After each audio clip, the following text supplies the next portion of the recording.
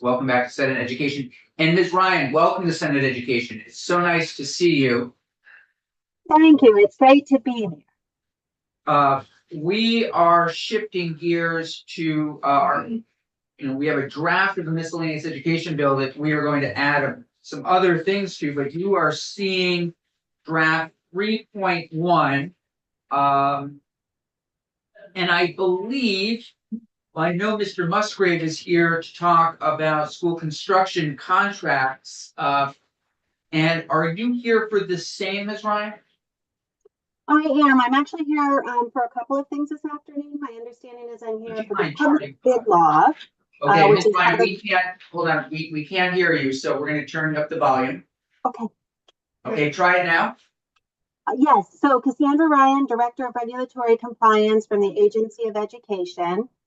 And I'm expected to discuss today the proposed changes to the public bid law, Title 16559, as well as the proposed changes to some post-secondary statute as well. Okay, floor is yours. And do we have your written testimony? I believe I'm just here to comment on that draft 3.1, which is the agency's proposal. Okay. We're in agreement with that proposal. So the idea, would you like me to start or? Yes, please. If you would move a little closer to your microphone, we still don't hear you that well. Okay. Please do tell me if you don't, if there's anything. We still do not hear you that well. 1 second. Yeah.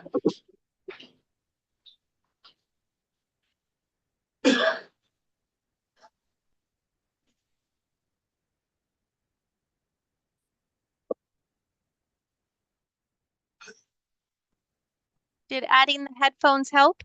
Yes. Yeah. That's better. Oh, good. Okay. We learn. We're still learning.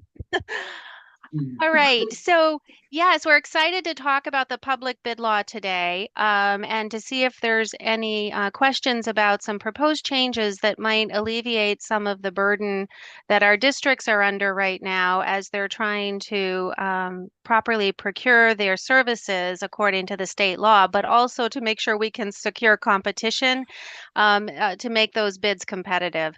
So there were a couple of changes to 559 that we thought would really represent some improvements and recognize today versus, it's been a while since some of this has been reviewed. A few years ago, there was a threshold change to Section A that was a great change, and we thought it was appropriate at the time. But Section B was not changed, so that holds still steady as defining a high-cost construction project at $500,000. Which I wish I could tell you that was a high cost construction project, but nowadays it just doesn't buy that much. And so I was active in the school construction program at the agency back in the 2006 era, and 500,000 did buy us a lot more. Now it's very unlikely to even buy you an HVAC improvement project. So 500,000 is just not considered a high cost construction project. Accompanying a high cost construction project is a lot of complications and delays and costs. And what we are finding in today's bid climate is that prospective bidders just aren't that interested in working with school districts on these projects. Right now, with all of the emergency funding that's come into the state at the federal level, there's just a lot of money being spent on construction, and bidders just don't seem that interested in putting in the extra work of working with a school district when they can take on a similar project, similar amount, with a lot less investment in that upfront bidding process. So we just felt it was time to maybe, to see if there was the ability to more accurately represent what we think is a high cost construction project. And 2 million certainly seems a more reasonable number. Although, as I said, I regret that I have to say that 500,000 is not a high cost construction, right? But it just simply isn't in today's world.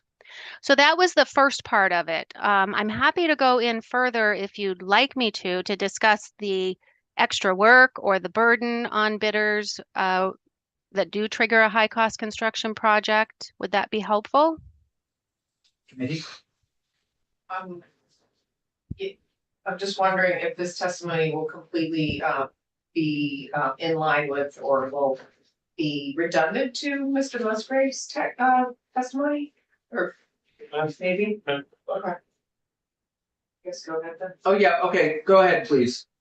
Okay, so when a school district does trigger a project that is over $500,000 and the nature of that project is construction, it triggers what we call pre-qualification requirements, meaning that bidders have to submit 60 days prior to a bid opening. Interested parties have to submit a pre-qualification statement.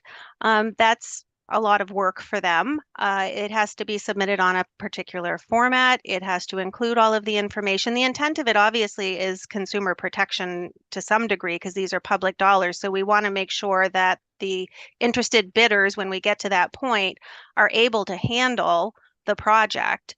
But it is a lot of work for them to put that proposal together. There's also the significant time delay of the 60-day requirement for that pre-qual process.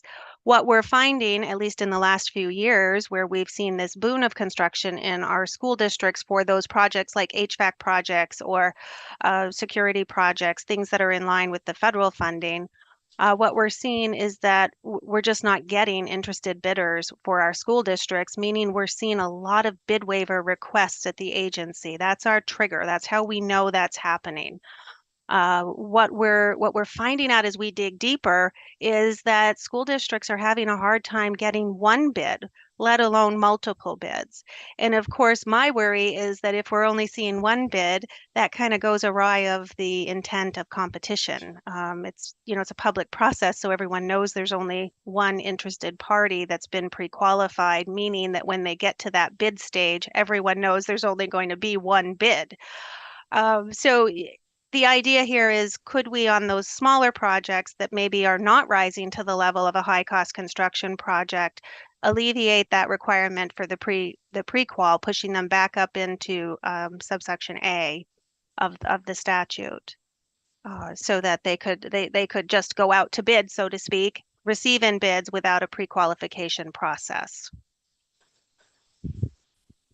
Okay. Any questions on that? Again, I don't know what level you want me to dive into on that.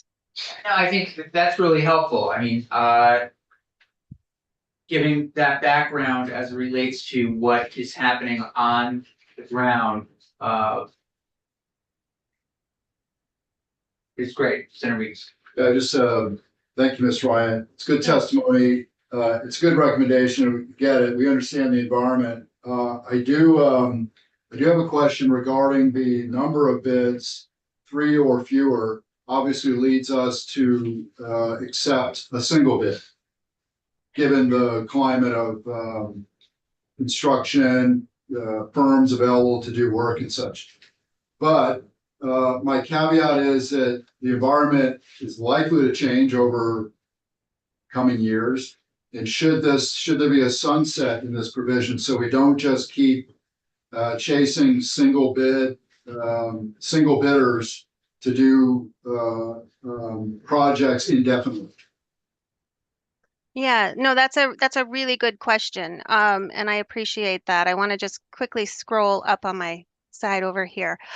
So the part where we're actually removing the requirement to select from amongst the lowest 3 bidders is actually attached to subsection A. So those are 2 separate sections of the law. That's the over 40, but not the high cost construction. So in that, I can talk about that separate, or we can talk about it here. When we're talking, oops, I'm sorry. No, I'll hold the question until we get there. Okay. Okay. So for the high cost construction, for projects over 200,000, we're not recommending that those would change. It's just the threshold that would change, meaning that once bids are received, because those are just meatier projects that folks might have more interest in. And certainly we are not intending to release the hold of the gate of competition. That would never be my intent. In fact, I am the procurement person, so I respect competition. I also just need to acknowledge when it's not there, and it can actually be causing the reverse effect, where once it gets out there, this is such a small state, and the community of bidders here is very small. So my worry is that folks are starting to recognize that there's not a lot of competition.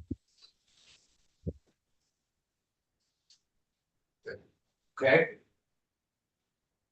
But I'm happy to talk about that section under C where we're talking about the contract award and where we're saying to maybe we're suggesting to change it from selecting from the lowest 3 bids to selecting from among the 3 or fewer lowest responsible bids. That's a different section of the procurement regulations here, which is that if a certain purchase, let's say it's transportation of students, or it might be heating fuel for your school building, it might be a small construction project, it might be a construction project that's over 40,000 but under the high cost threshold. For those projects, there's the requirement that a district must advertise, they may invite, or they may do both. They may advertise and invite. And when those bids come in, that they must choose from the lowest 3. In effect, what that's done is if they have lower than 3, if they receive less than 3 bids, they have to apply to the agency's secretary for a bid waiver. And that bid waiver process is, simply a review to make sure that they are unable to comply with the requirement to get 3 bids through no fault of their own, and that through through their proposal that we're still able to ascertain that there was a competitive and public process.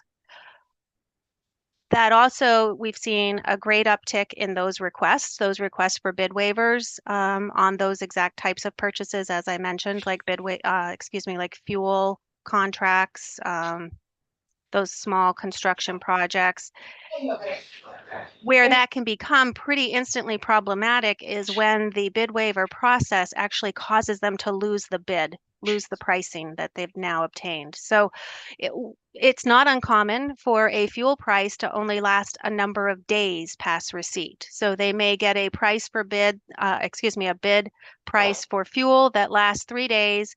And by the time they seek a waiver, that bid price has expired. They are not able to enter into a contract until they receive a waiver.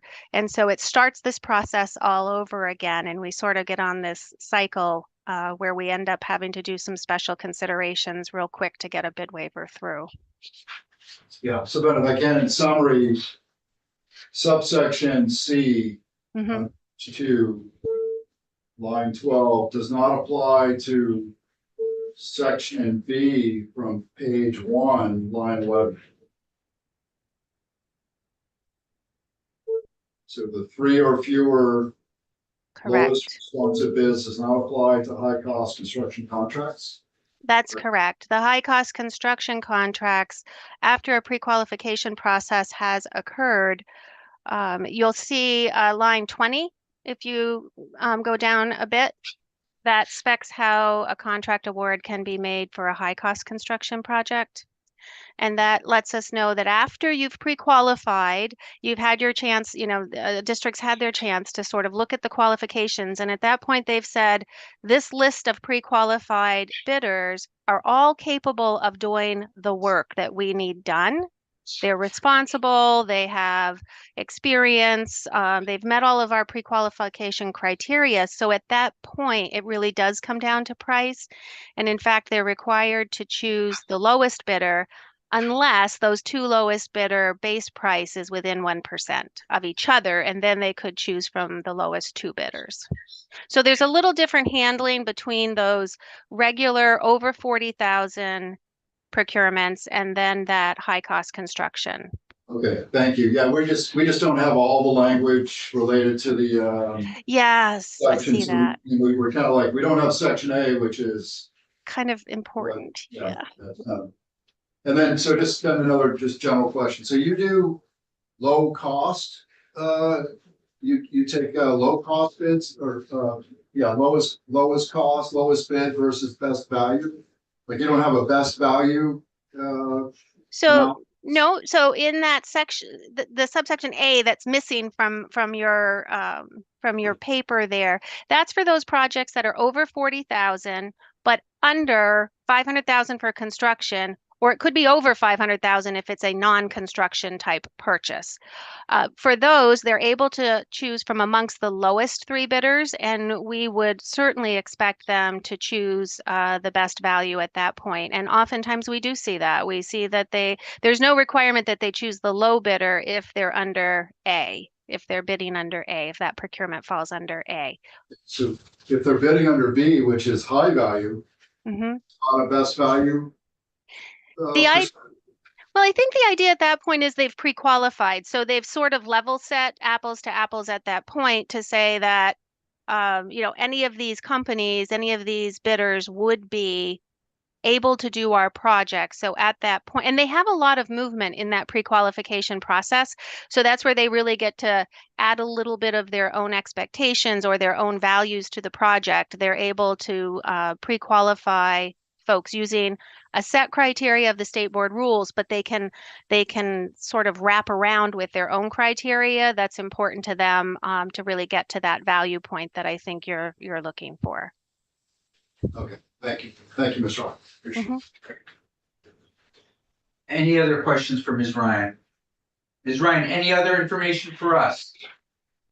I don't think so. I think what we're trying to do certainly is not, and I just want to make sure, is not to lower any bar. I think we're looking to recognize a significant cost increase in construction. And I think we're also looking to make sure that versus creating a process just for the sake of a process in regards to the bid waiver and the ability to accept any of the lower bids when you follow the process, is not that the process would be changing for those that fall under A, but that if a district who's been well trained, and our districts want the best pricing, they want the best value, if they do follow it and they can document that they've followed the state public bid law, they wouldn't need to come to the agency, delay signing that contract, possibly lose out on the price when through no fault of their own, they've advertised, they've invited, they've done the work. They just can't control how many interested parties are out there. I think we're just trying to recognize that as a bit of a reality for them and allow them to at least enter into those contracts expeditiously.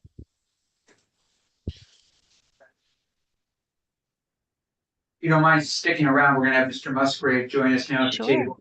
Mr. Musgrave, do you have testimony? Oh, yeah, great.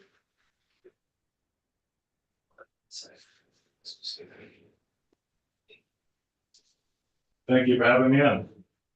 For the record, my name is Matt Musgrave. I'm with the Associated General Contractors of Vermont. It's an honor for me to be here before your committee today for a couple of reasons. Number one, I've actually never been before the education committee before. And my old endeavor as a realtor, we never came in here. And now that I'm with the construction organization, we do touch base sometimes with education, and we really appreciate all the work that you're doing with the CTE centers and trying to bolster their growth, and the results we're hoping to see will help bring more contractors into the field, help bring more different types of tradespeople that come out of those programs out there. So that's a great thing. So just real quick, I'll tell you who we are. Oh, I forgot my second honor, that I happen to be testifying before my French teacher from high school. I wasn't gonna bring that up, but okay. Well, it's funny you say that, because, okay, she just emailed us your transcript. So you know that I was a late bloomer. Yeah. The chair was a late bloomer, great. Right, well, no, so it is an honor, and I appreciate Yeah, it's great. I appreciate the invitation. It's a good topic to talk about, because we like to hear about construction school. That's something my members really appreciate. So the AGC is Vermont's largest trade organization for construction professionals. We provide industry-specific training, including Occupational and Safety Health Administration training, that's OSHA, Mine Safety Health Administration training, that's MSHA. We do a number of other job-specific trainings, whether it's fall protection or confined spaces. We do leadership training. We do blueprint reading. We're working with a number of folks and putting together a weatherization program to help improve our climate goals here in Vermont. So we do a number of different trainings. We have approximately 200 members. That includes not only general contractors, that includes electricians, that includes people of the industry, including equipment dealers and supply companies. So we really do have our, finger on the pulse per se of the whole encompass of the business of construction. And our members generally are working with the state agencies, oftentimes V-Trans, Buildings and General Services, Agency of Natural Resources. So we're familiar with the procurement process at the state and participate regularly. And one thing that I always like to bring up when I'm talking about our membership is that we're very proud to say that the 15 to 20,000 employees that work within our ranks are earning much higher than livable wage jobs here in Vermont with benefits and outcomes. It's, I can recall, and I never understood this when I was a real estate agent at a young age, how 21-year-olds were buying houses. I didn't understand that, but now I actually see it. I see them coming into my building for training. They're driving brand new trucks, and their outcomes are great. So we're proud to talk about that. So we're happy to hear that the school construction is coming. I know this is something that's been a challenge for the state of Vermont. Our schools are a necessary piece of our infrastructure. This is where we grow people's minds and get them interested in life and being productive and working. So, we're looking at the physical conditions of the schools. We're looking at recent hazardous material being found in schools that show that it's absolutely critical to invest in these properties at this point. In addition to providing a safe and inviting place to learn, new school construction would allow the districts to employ more technologies for their programming, but also they would be able to design these buildings to Vermont's energy codes so that they'll be more energy efficient. That helps out on the cost end. That also helps out on our carbon goals to reduce our footprint here in Vermont, to hopefully be a leader for the rest of the country and world. So reading the bill, and I only reviewed section 1 as requested for testimony, and I noticed there was some change from the original text to what we have here. So what I'm here to testify on is the increase in threshold from $500,000 to $2 million that triggers the high cost construction contract. We think it's appropriate. I mean, at this point in time, I don't know when the 500,000 was put into law, but I would guess 20 plus years ago. So even just simple inflation gets you up to that number there. So we understand that. The other requirements of the section, I mean, that they already exist. If you're opening that up to the below 2 million, that you just go to the low bid, that's great. My members don't have any objection to that. Although they're also not generally worried about going through the BGS process. And I think, I arguably, I would support the procurement officer's opinion that, some smaller outfits may shun and turn away from those because maybe they don't have that. We think the qualification process is very important, but it is cumbersome to smaller firms. Now, we at AGC are mainly working with larger firms. Our members generally have a bidding and estimating department. They have all of this stuff fairly ready to go, and generally are already qualified through Buildings and General Services. The other requirements in this make sense. The process that we're talking about here is largely known as the closed low bid process. It's intended to get low prices without sacrificing quality. And the public nature of putting those out to bid and marketing those bids makes it more inclusive. So everyone has an opportunity to come out and bid. It's not just, not saying any school district would ever do this, but not me just handing business to my cousin. And we are a very small state. There's a lot of cousins around.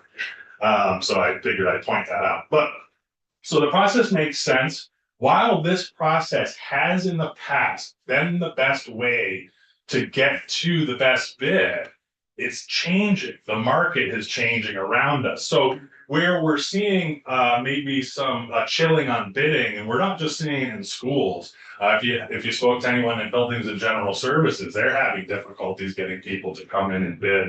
AOT is having problems getting people to come out and bid because since 2020, when we went into this pandemic, we were able to relatively predict what inflation looked like at that time. And it's not just inflation of your materials, it's also inflation and challenges of the workforce. So we've lost in the workforce a lot. We have more people retiring right now than we're able to bring in, which is why we're here. So always going to be supportive of our CTE feeder programs. So those things cause a challenge. And I think the Department of Ed pointed out very, very smartly that 60-day period, then your 30-day period, the decision period, and then the construction starting to take place, there could be months in between that. And then you also have to think about the fact that you have different phases that go through the project. Now, on a $1 million project, you might be talking about 4 or 5 windows in this building.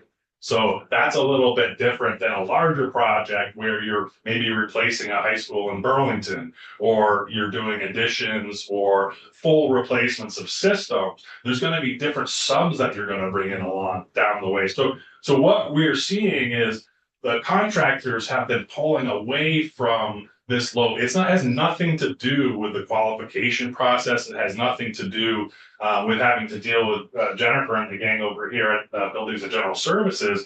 It really has to do with that upfront risk that a contractor takes when they submit that low bid. Now I put the bid in, I'm the lowest bid. This is great. 6 months down the road, I run into an issue where the windows are delayed, or there's additional costs for these things that happen. And as the contractor under most state contracting, there is nothing in statute or requirements that would require or allow an agency of any kind to do an escalation agreement in most cases, possibly education, I don't know. But I know from working with AOT, BGS, and ANR, there's no escalation agreement in there, which is generally included in a private contract. So when you look at the private contracting side of things, these commercial outfits and Agency of Ed is correct. They're preferring to work in the private sector right now because the private sector is more amiable to different types of procurement. And one that I wanted to bring to your attention today, and not to throw a wrench into anybody's work, I think this is another tool that districts can employ, but using a process of procurement called construction management. Now, what construction management does is it still encapsulates all that upfront, and I'm talking for the projects that are over the $2 million, but that construction management process at the front end still looks the same in terms of your qualification determination. As far as the initial, what will happen is there's an initial engineering idea. So there's a basic, when the school districts are maybe meeting with engineers or architects, they're coming up with what that initial estimate of dollar figure will be. And then they go out to bid. And at that point, under the construction management model, people would come and bid, they'd show what their qualifications were, they'd win based on what that initial engineering estimate is. And then the model changes a little bit. So what happens then is you have the construction company partners with the owner, which is the school district, as well as with their designers. So if you think about projects in phases, right? So phase 1, you're saying, well, we've got to put up the frames of the building. So, we need to stay within $2 million. And all of a sudden the contractor comes back and says, what you'd like is $2.7 million. So because they're in this process, at that point, the agency or the district can come back, work with the designer, work with the contractor, and they can amend the project. Sorry, Gil. Yeah. Sorry, I just wanted to ask a quick question, Matt. Thank you so much. You can use a construction management process, can't you now, or is it prohibited? I didn't see that in the law. Current law. She's not, What do you think, Ms. Ryan? Absolutely. It's D. If you're in 559, it's 559D. That specs out the law for construction management. And then if you if you're interested, it's also held up by some State Board of Education rules for construction management. So there's rules that recognize the construction manager as advisor role, as well as the construction manager as constructor role. So there is definitely a path. In fact, I would really I should not probably take this guess, but I would say at this moment, with all of the federal construction that's come in and the projects we've been seeing in the last 2 years, I would say construction management has by far been the preferred method that our districts are using right now. They're kind of going away. I think the industry is leading them away. I think you're absolutely correct. The industry is sort of leading them away from those GC contracts and really focusing more on those construction management contracts. But absolutely, that's what we see the majority of right now. The reason I brought that up now was because I feel like that's what we're using in Burlington, or something similar to it. Yeah. We've had a lot of back and forth and Yeah. a lot of parts, so Yeah. thanks. Well, I could have gone a little farther into the chapter, I guess. So, Senator Weeks has a question. Yeah, if I could, Ms. Ryan, kind of, need to put it in terms that I understand. Are we migrating away from a fixed price model of contracts above 2 million? Because construction management way was just outlined. Sounds like we both evolved together to realize what the price is as the project evolves from framing to roof, whatever steps there are. So Yeah. again, are we kind of moving away from an initial firm fixed price model to something that's a little more? The construction management model, when you're using the constructor, so this, we call them like a CMC or construction manager at risk, does result in a guaranteed maximum price at a point farther down the road when the design is all figured out and agreed upon. Thank you.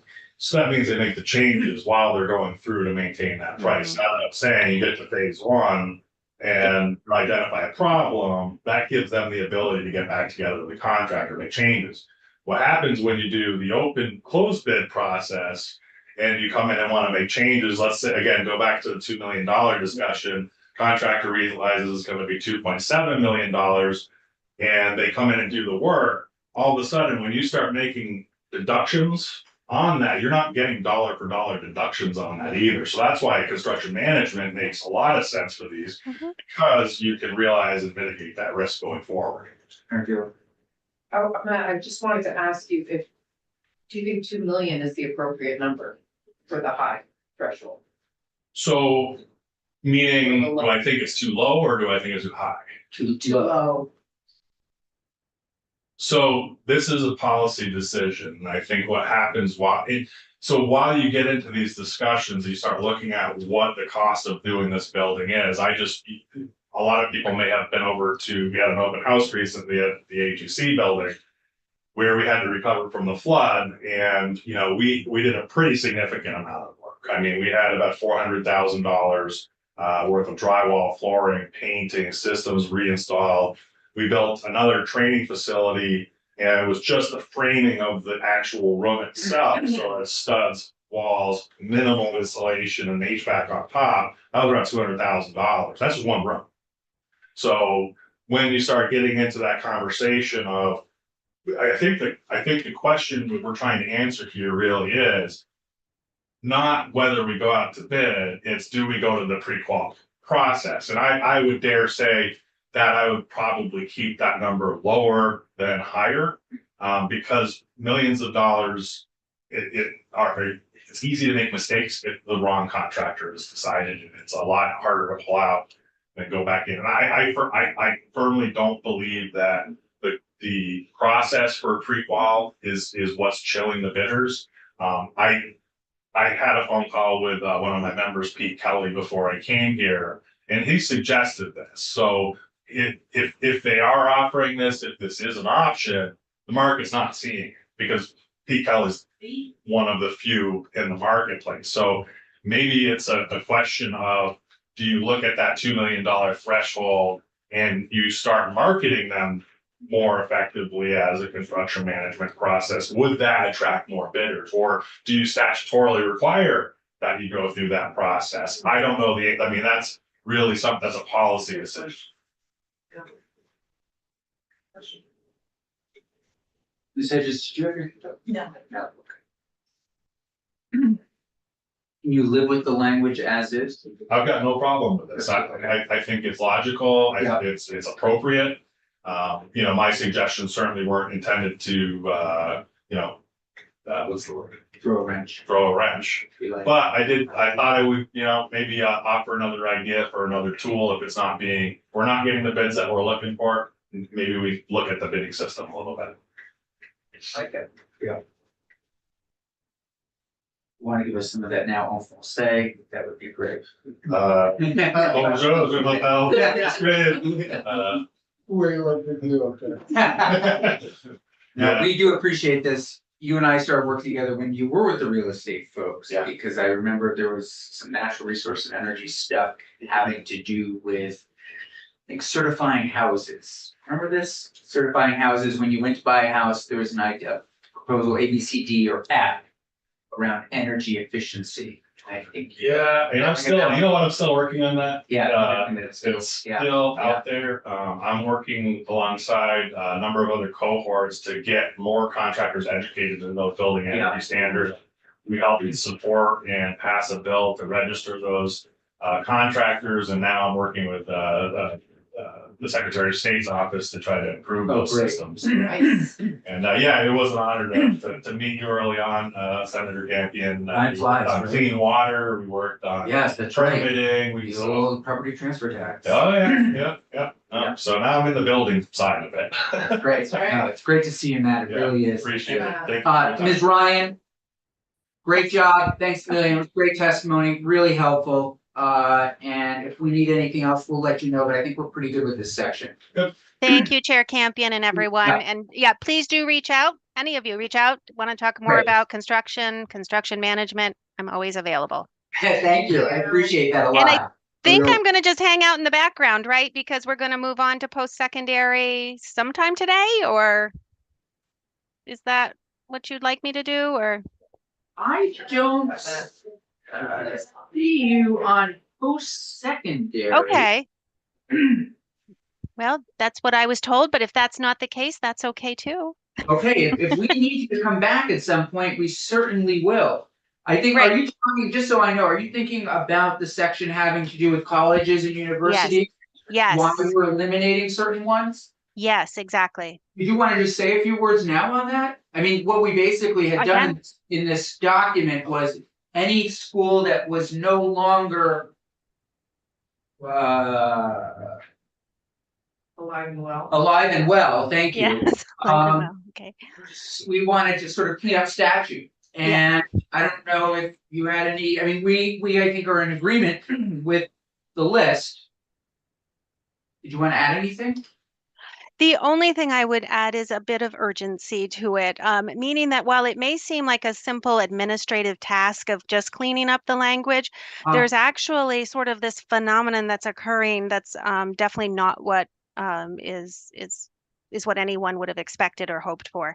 But the way the statute is written, the name alone is pretty important. And what we've seen in at least one case is an entity absorb the name, so take over the name of one of those closed colleges, become accredited with a accreditor overseas, and start an online activity that makes this look like a Vermont college, I see. which can be very confusing for consumers. So there is sort of a consequence towards leaving those names in law. Mhm. There's an authority that belongs to the name, Mhm. and accrediting is not that hard to get, from a qualified accreditor, like a regional accreditor. It's an intensive process. What I Yeah. meant by that is you can easily also seek accreditation from a less robust accreditor. So you could technically meet the law and be operating, and it's very confusing to students or prospective students. Thank you for that. We will move as quickly as possible. I mean, the bill will likely be in the House in a couple of weeks. Frankly, it's not going to probably be signed until June. No, yes. But I do appreciate knowing the urgency. I really do. Some more context around. I think it. it's context, yes. Just Yeah, some that is context really around helpful. something that most people wouldn't expect, right? Like Would not- that's yeah, absolutely. Great. great. Thanks, Ms. Ryan. We really Thank appreciate you. Really Okay, great to see you. take care, you too. Bye-bye. Great. Nice. Okay.